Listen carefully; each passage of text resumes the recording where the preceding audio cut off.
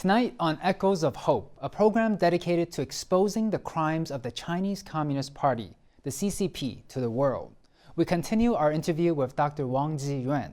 He is the co-founder of the World Organization to investigate the persecution of Falun Gong and has been the chairman since its founding over 20 years ago. This evening, he went into detail with us about the atrocity of forced organ harvesting and live organ harvesting. This is the CCP's practice of stealing the organs from peaceful prisoners of conscience, sometimes even while they're still alive. Forced organ harvesting and live organ harvesting. This horrible crime has been going on for over 20 years and is now spreading to free Chinese citizens and throughout the world.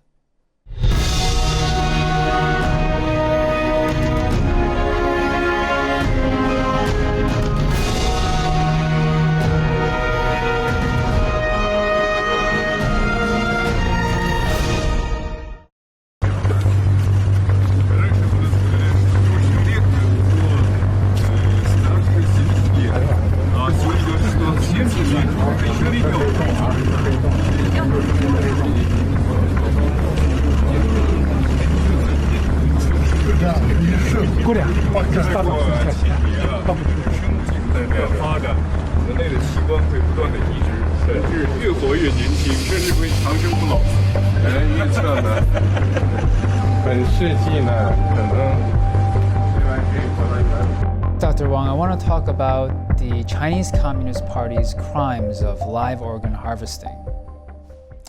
When and how was the CCP's organ harvesting of Falun Gong first discovered? According to investigations by the WOIPFG, the CCP's organ harvesting of Falun Gong practitioners began at the end of 1999. On March 9, 2006, a woman named Anne from the Suzhou Twin Thrombosis Hospital in Shenyang, China, came to Washington, D.C.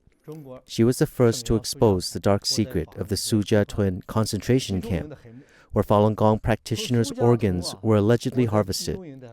Since the day of the exposure, the WOIPFG immediately began its systematic and long-term investigation. By until October of 2023, the WOIPFG had published 866 audio-taped evidence and more than 4,000 documents. Among them, 66 audio recordings explicitly acknowledge or directly prove the organ harvesting of Falun Gong practitioners. Those evidence include 5 sitting members of the CCP Politburo Standing Committee: Zhang Gaoli, Li Changchun, Zhang Dejiang, Zhou Yongkang, Zheng Qinghong, 1 vice chairman of the Central Military Commission, members of the Politburo, Defense Secretary, Secretary of the PLA's Health Department's Logistic Department, and live witnesses to forced organ harvesting. Additionally, 45 hospital presidents, directors, and lead surgeons from 41 organ transplant hospitals or transplant centers have been implicated. Various pieces of evidence confirm that the CCP's crime of organ harvesting from Falun Gong practitioners is ongoing. A total of 891 organ transplant hospitals or transplant centers and 9,519 transplant surgeons are suspected of involvement in organ harvesting. After nearly 20 years of systematic investigation, the WOIPFG concluded that, starting in late 1999, under the orders of former CCP leader Jiang Zemin, the CCP orchestrated and carried out a state-run genocidal campaign of organ harvesting against Falun Gong practitioners. This operation, controlled through the Political and Legal Affairs Committee and the 610 office, has utilized the full apparatus and resources of the state. It has continued nationwide for 25 years and remains ongoing to this day. The goal of the CCP's forced organ harvesting of Falun Gong practitioners is to eliminate faith groups and the beliefs of truthfulness, compassion, and forbearance. Let me give you a few examples. This first case took place on April 28, 2019. 46-year-old Falun Gong practitioner Zhang Xiuqin, who was from the city of Harbin, was killed through organ harvesting in the infectious diseases department of the CCP's 962nd Hospital of the People's Liberation Army in Harbin. While the hospital staff was preparing to clean her body, Jiang Xiuqin regained consciousness and was discovered by a conscientious doctor. In her final moments, she revealed the horrific ordeal she had endured, including torture by the CCP and the forceful harvesting of her organs. The second example was collected in January of 2020. The WOIPFG investigated Li Guowei via a phone call. He's a kidney transplant specialist at the Xijin Hospital, affiliated with the Air Force Medical University of the CCP. I was personally involved in this investigation. During the investigation, Li touted, "As long as you guys are courageous enough to see it, I can take you to the gurney and have you look at it yourself. You'll see that this person is in their 20s. The third case took place on November 23, 2022. Japanese economic commentator Ushio Sugawara provided evidence stating that he personally witnessed at the Beijing Armed Police General Hospital's liver transplant department where they severed the tendons of a young Falun Gong practitioner in his 20s, tie him up to the hospital bed, and prepare to harvest his liver while he was still alive." And fourth example, on June 21st of 2016, Zhu Jiabin, the head of the comprehensive section of the 610 office in Mudanjiang, Heilongjiang province, openly admitted that he had harvested organs from Falun Gong practitioner Gao Yixi and stated that the organs had already been sold. The CCP's crimes, the Chinese Communist Party's crimes, include live organ harvesting, not just forced organ harvesting. Can you explain for our audience the difference? The CCP's harvesting of organs from Falun Gong practitioners is live organ harvesting, not just forced harvesting.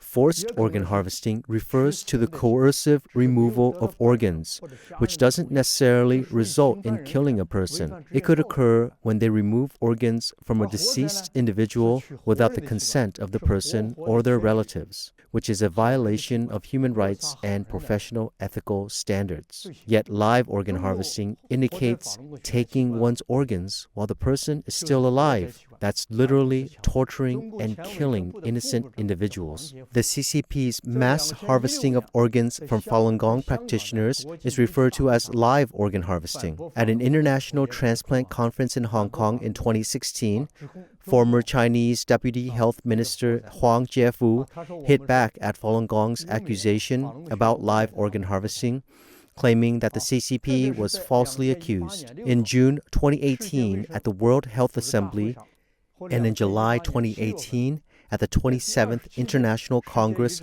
of the Transplantation Society, Huang Jiefu again publicly denied Falun Gong practitioners' accusation about organ harvesting.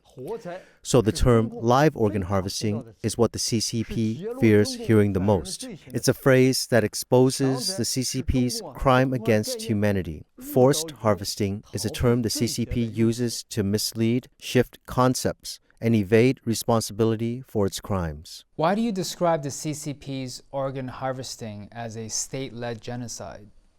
According to the nearly 20 years of investigation by the WOIPFG, the CCP's live organ harvesting of Falun Gong practitioners is a state-run campaign of genocide. It's yet another one of the CCP's murderous political campaigns. Since Jiang Zemin launched the persecution of Falun Gong in 1999, tens of millions of Falun Gong practitioners were illegally arrested for petitioning peacefully or clarifying the truth. An untold number of them are still missing till this day. At the same time, organ transplant institutions across all provinces, cities, and autonomous regions in mainland China, including those in the military, armed police, and local hospitals, medical centers, began performing large-scale organ transplant surgeries.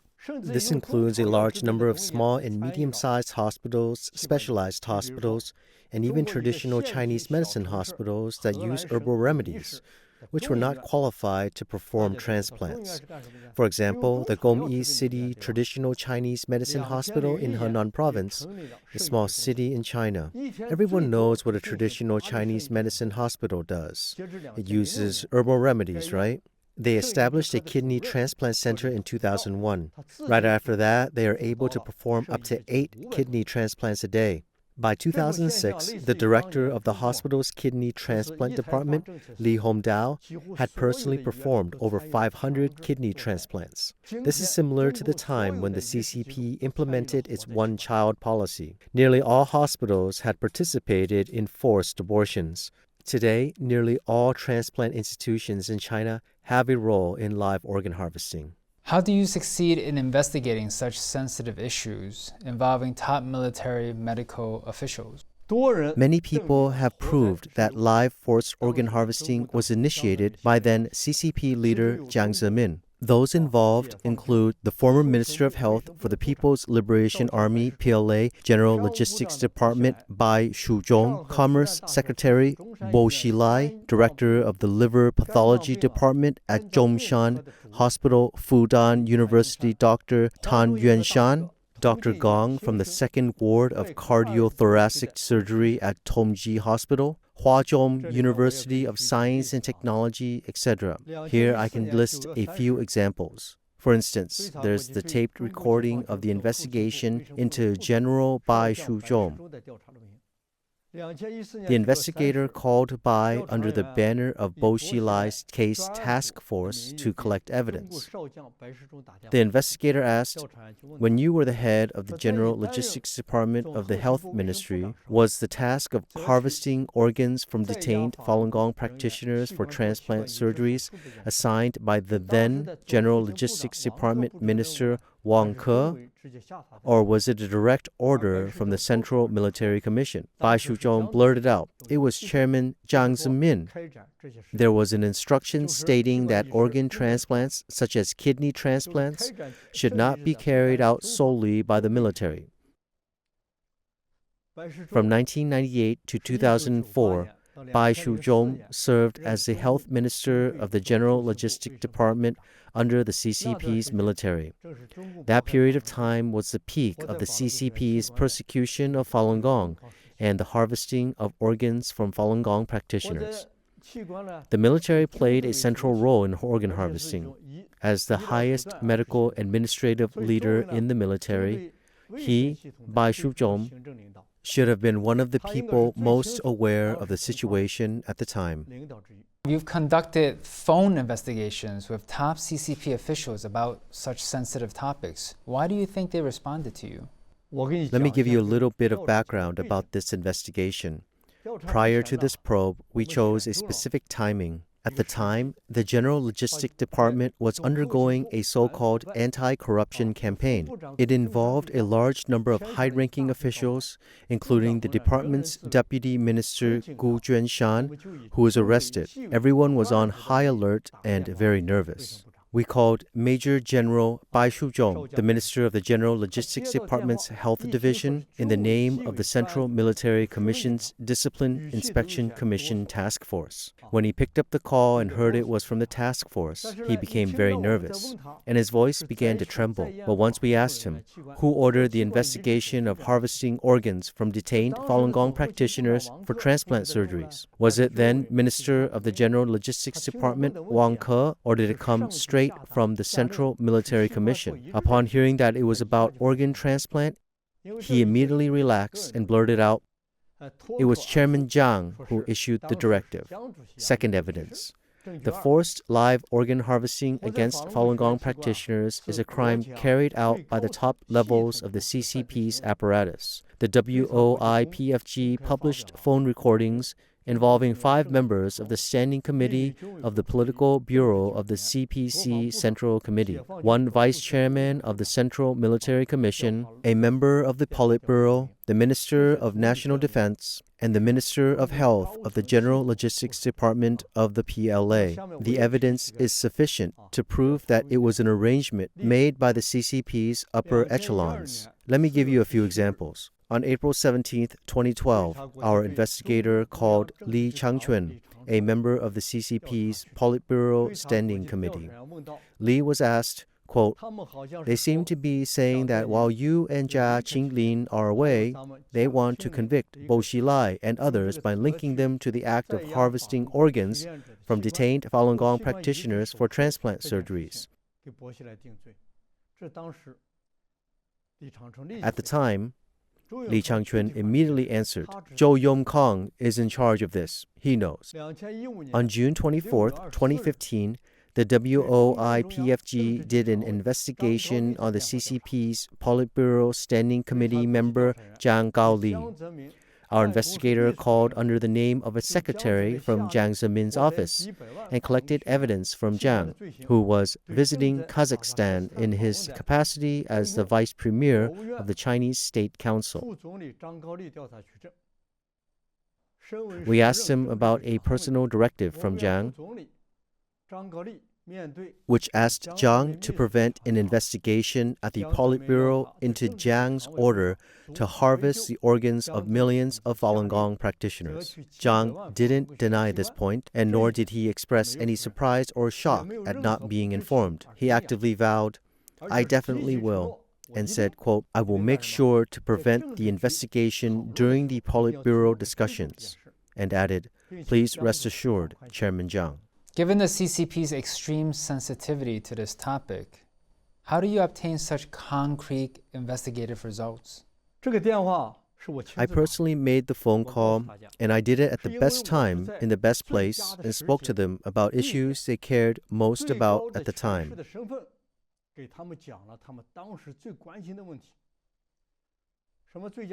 What best time and place, you might ask? In China, any sitting member of the CCP's Politburo Standing Committee is not allowed to talk to people via cell phone like this.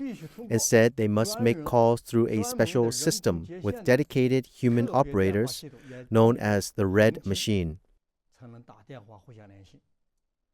On June 24, 2015, we obtained Jiang Gaoli's temporary phone number, the name of his contact person, and his itinerary during his trip to Kazakhstan. So I called him when he was traveling overseas. In that situation, there was no such restrictions as there would be in China. Second, I called him in the capacity of the highest authority as Secretary Liu from Jiang Zemin's office to pass him an order from Jiang. So he must pick up the phone. Also, he had no choice but to answer my question, and I brought up something he cared most about at the time. Let me introduce the background information to everyone. At the time, tens of thousands of Falun Gong practitioners in China filed lawsuits to the Supreme Court and the Supreme Procuratorate under their real name against Jiang Zemin over the persecution. And forced live organ harvesting was one of the main crimes they listed. The WOIPFG supplied them with evidence of organ harvesting. Meanwhile, Zhou Yongkang had just been sentenced, and during the announcement of the verdict, it was stated that Zhou had shown signs of meritorious behaviors, so his sentence was reduced. What would Zhou do to redeem himself? He would undoubtedly expose crimes committed by Jiang Zemin and his cronies.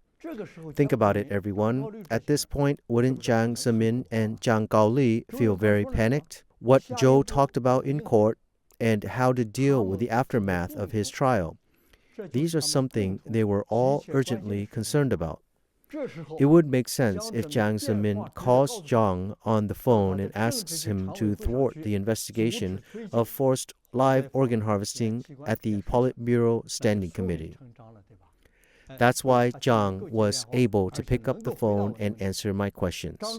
As a member of the CCP's Politburo Standing Committee and the Vice Premier of the Chinese State Council, he showed no sign of shock, ignorance, or resistance upon hearing about investigating Comrade Jiang Zemin's responsibility for ordering the harvesting of organs from millions of Falun Gong practitioners. He also actively said that he will execute the task.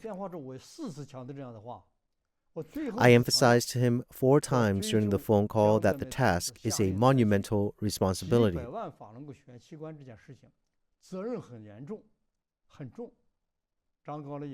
Zhang Gaoli said to me twice, I wish Chairman Zhang good health and longevity.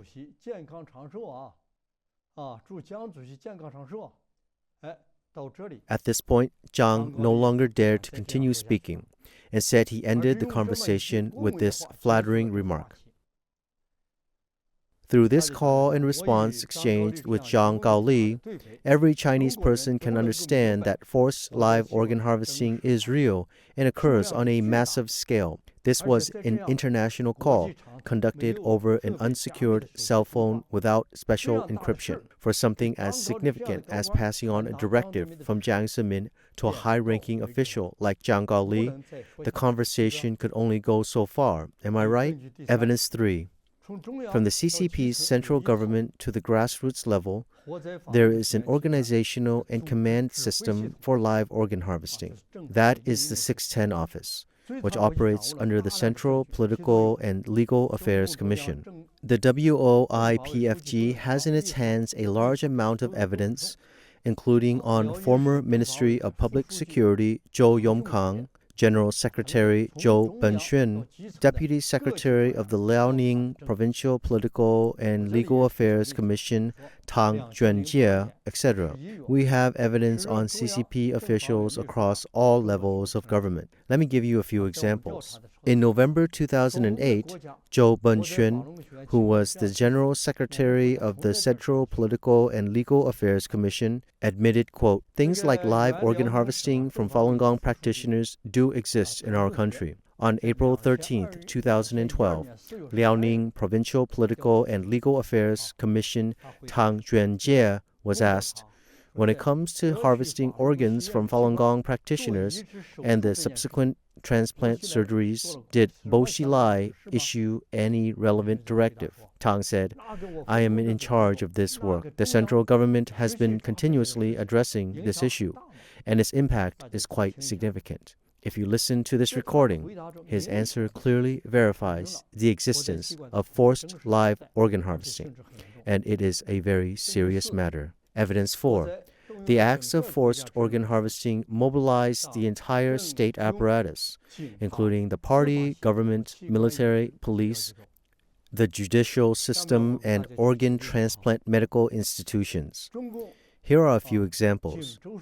During our investigation of the judicial police at the Jinzhou Intermediate People's Court, the officers clearly stated that providing Falun Gong practitioners' organs was feasible. But it depends on how much you're willing to pay. On April 10, 2007, the WOIPFG spoke with Cheng Qiang, a contact person at the 307th Hospital in Beijing's Fengtai district. Chen explicitly emphasized that they operate a seamless system involving the party, police, and prisons to harvest organs from Falun Gong practitioners. Hearing that, I asked him how he could prove that the person is indeed a Falun Gong practitioner. He told me the upper level will provide us with documents verifying this practitioner's identity. Between October 19, 2018 and December 2, 2018, I made 17 phone calls to experts, professors, and department heads at 13 top-tier hospitals across 11 provinces and municipalities in mainland China. We conducted an investigation into whether hospitals are still using organs from Falun Gong practitioners. We spoke with directors and department heads of certain key hospitals to find out. Among everyone I spoke with, 10 of them admitted that they were using organs from Falun Gong practitioners.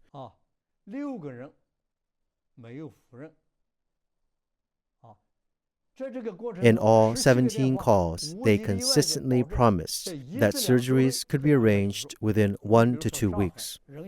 Chief physician at Shanghai Renji Hospital's Liver Transplant Center, Hang Hualian, said, "Come by tomorrow. I'll try to take care of it for you within a week." Liu Dongfu, director of the Department of Kidney Transplantation at Yantai Yuhuangding Hospital, said, "If it's fast, it might be available as soon as tomorrow." Parts of the investigation were conducted in the studio of New Tang Dynasty Television. The whole process was filmed. At the same time, we had political commentators and other guests who have been closely following organ harvesting to sit in live to witness this investigation. Given the CCP's extreme sensitivity to this topic, how do you obtain such concrete investigative results? At the time, all department units at hospitals across China were panic-stricken. They basically wouldn't take any questions regarding organ transplants. But how did I get them to provide evidence successfully with those 17 calls I made? I spoke to them under the names of Director or Deputy Director of the Sichuan Provincial Political and Legal Affairs Commission Stability Maintenance Office, also known as the 610 Office. I claimed that my family members were in need of an organ transplant. Because organ harvesting is organized and directed by the 610 Office. Talking about Falun Gong practitioners' organs from the perspective of someone serving in the leadership role of the 610 Office helped eliminate the other party's doubts and suspicions. As a result, they responded very openly. Plus, I told them that I had multiple surgeries lined up for them, which meant more business. They thought they could make money again, so they were very happy. Among the 17 people who were investigated, 10 of them, from 9 different hospitals, gave affirmative answers such as, "Yes, right. That's correct. You're right. Definitely. No problems. We'll talk about it when you get here," etc. 6 individuals were beating around the bush without denying the existence of organ harvesting. Only one person said no. The result of the investigation once again shows that the CCP continues to conduct forced live organ harvesting from Falun Gong practitioners and rakes in a massive amount of profits from it. The 17 calls involved 13 hospitals scattered across 3 municipalities and major cities across 8 provinces. That includes Beijing, Tianjin, Shanghai, Yantai, Zhengzhou, Hangzhou, Changsha, Nanjing, Guangzhou, Guilin, etc., reaching from north to south across the entire China. Here's another example. An eyewitness at the Shenyang Northern Hospital who saw live forced organ harvesting firsthand testified on December 12, 2009. He was an armed security guard. On April 9, 2002, on the 15th floor of the Shenyang Northern Hospital, he saw 2 military doctors, one of whom carried an ID number 0106069, harvested heart, liver, kidney, and other organs from a female teacher, who was a Falun Gong practitioner in her 30s, without anesthesia while she was still alive. Prior to this, the female teacher suffered a month of severe torture, humiliation, and rape. Why does the Chinese Communist Party perform live organ harvesting without anesthesia?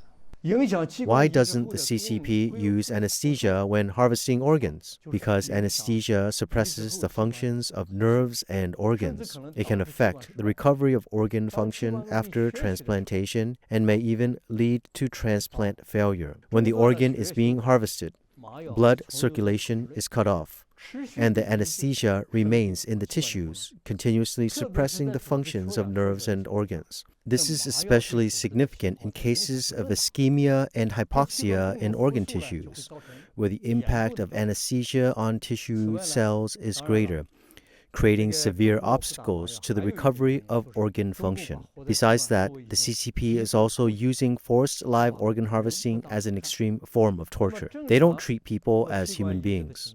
Would they use anesthesia in normal organ transplant procedures? No, because in normal circumstances, the organs are sourced from individuals who have died due to accidents or those who have passed away despite medical efforts. Since the person is deceased, he or she is in a state of brain death. They aren't in a state of consciousness and cannot feel anything or experience pain, so there is no need to apply anesthesia. Evidence 5. A nationwide network of living organ donor pools.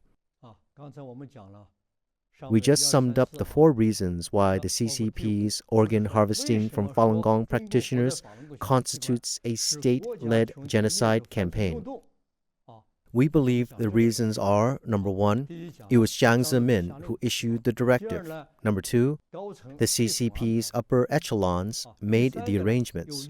Number 3, there is an organizational command system from the central government to local levels, including the Political and Legal Affairs Commission and the 610 office.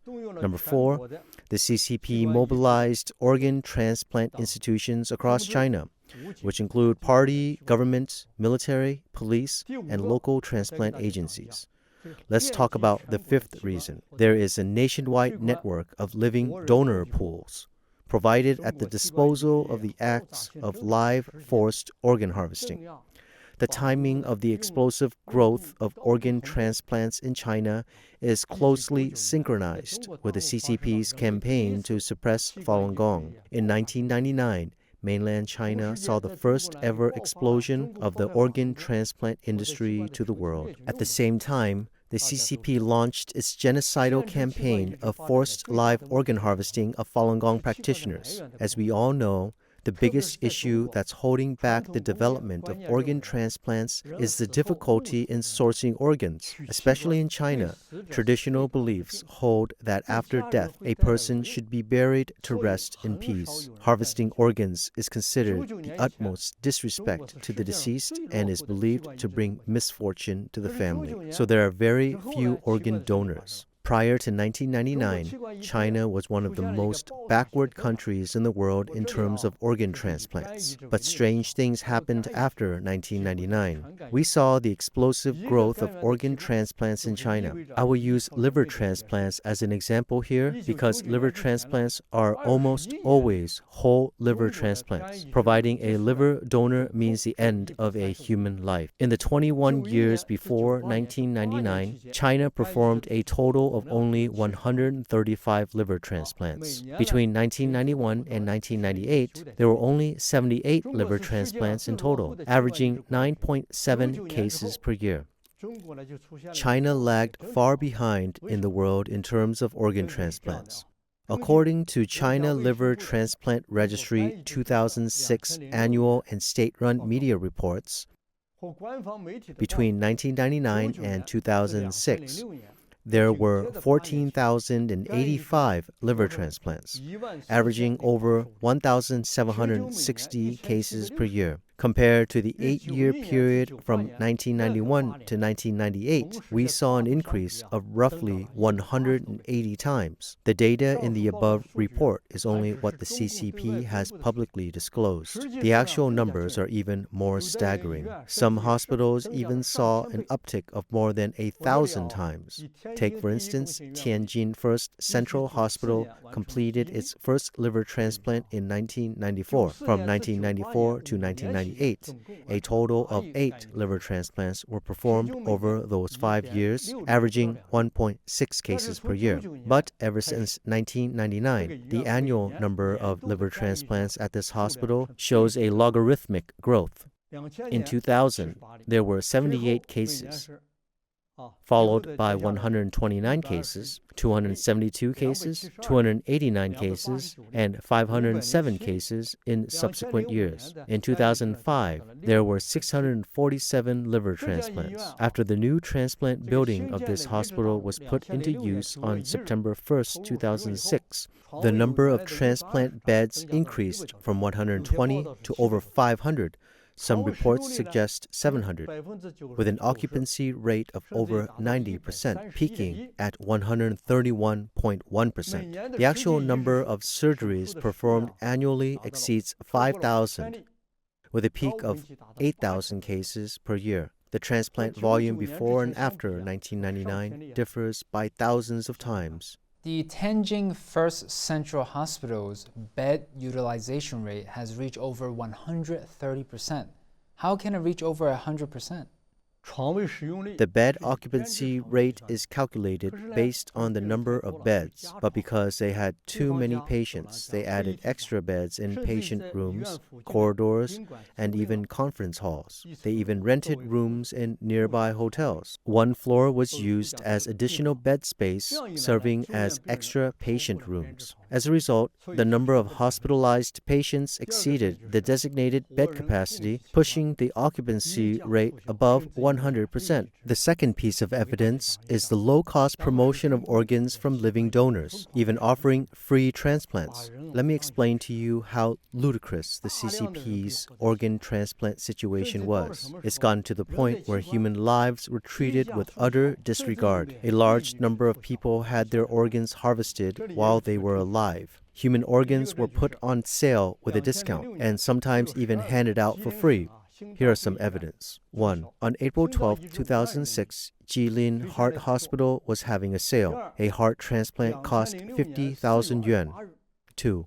On April 28, 2006, Hunan Provincial People's Hospital launched a promotional advertisement offering 20 free liver and kidney transplants. It meant they would perform 20 liver and kidney transplants for free. First come, first serve. 3. From June the 1st to the 30th, 2017, the Liver Transplant Center of the First Hospital of Jilin University launched a sales event offering 10 free liver transplants for children. 4.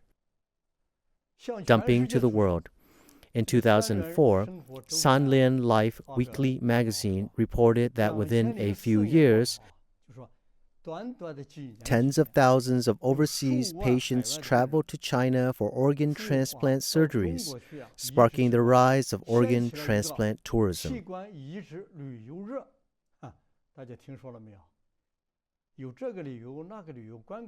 We've heard about different types of tourism, but this time it involves organ transplant. Where did this information come from? They were mainly sourced from the CCP's state media and China Liver Transplant Registry 2006 annual released by the Chinese Ministry of Health. Like, how can any one or any organization, and in this case, the Chinese Communist Party, treat something horrendous like forced and live organ harvesting as a business? I must say that it's not fully a business, but why are they doing it en masse? It goes to show that they have a large number of people incarcerated. They wanted to get rid of them in a hurry, while not wanting to waste their organs, which could bring about profits. The idea was to turn these individuals into capital, into financial assets, hence the emergence of the abnormal phenomenon of large-scale organ transplants. This information mainly comes from the CCP's state media reports and the annual report by the Chinese Ministry of Health. And the third piece of evidence is extremely short waiting time for organ transplants and the surplus of organs. Here are a few examples. 1. According to the China Liver Transplant Registry 2006 annual by the National Health Ministry, emergency liver transplants accounted for 26.6%. This means that more than 1/4 of liver transplant surgeries were emergency procedures. An emergency liver transplant refers to an urgent liver replacement surgery performed on patients with severe liver disease whose survival time does not exceed 72 hours. Because finding a matching liver is difficult and the waiting time for donors is long, emergency liver transplants are relatively rare outside of China. However, in China, emergency liver transplants became quite common after 1999.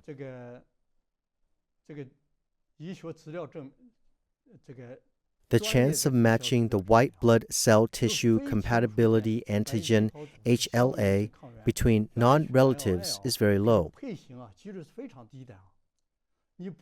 if you are not a sibling or close relative. The chances are about 1 in 100,000. Just think about how difficult this is. 2. One kidney transplant has 8 backup kidneys available. 3. One liver transplant has 3 living humans on standby. 4. Multiple surgeries happening simultaneously in one hospital on the same day with a maximum of 24 surgeries at once. In 2014, WOIPFG found through internet searches that there were reports of 42 hospitals performing multiple surgeries on the same day.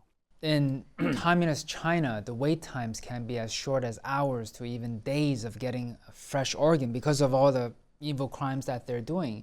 Versus a civilized society, how does it usually work? Like such as in America, how long does it take a patient to lawfully get donated an organ?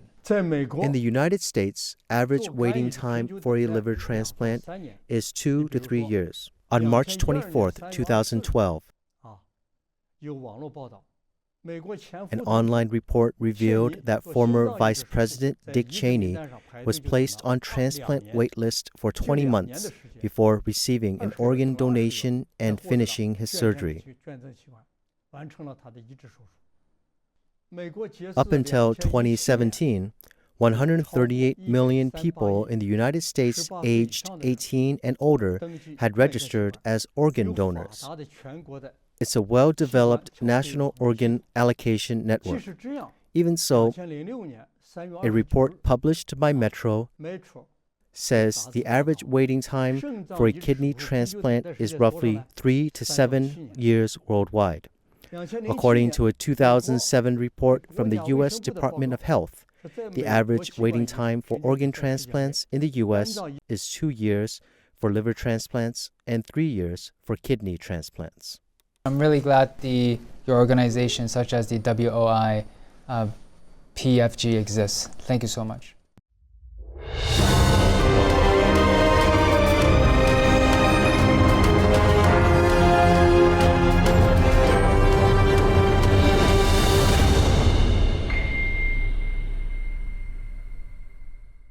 I was a young surgeon. We come to a place called Western Mountain Execution Ground. More than 100 armed police. There was a chief surgeon said, get the liver and the 2 kidneys. When I cut through, blood still coming out. That means this person's still alive. We couldn't say no because there's no way you can say no. Killing your own citizens who believe in truth, compassion, forbearance. You are killing these people for their organs? What outrageous behavior. Are you a civilized government? Are you worse than Hitler? Are you worse than Stalin? They're tortured to death until they renounce, or rounded up in concentration camps to be killed for their organs, which are sold on the foreign transplant market. It's inevitable that justice will prevail. However, it's our choice whether that happens sooner rather than later. Can we allow evil to write this chapter of human history?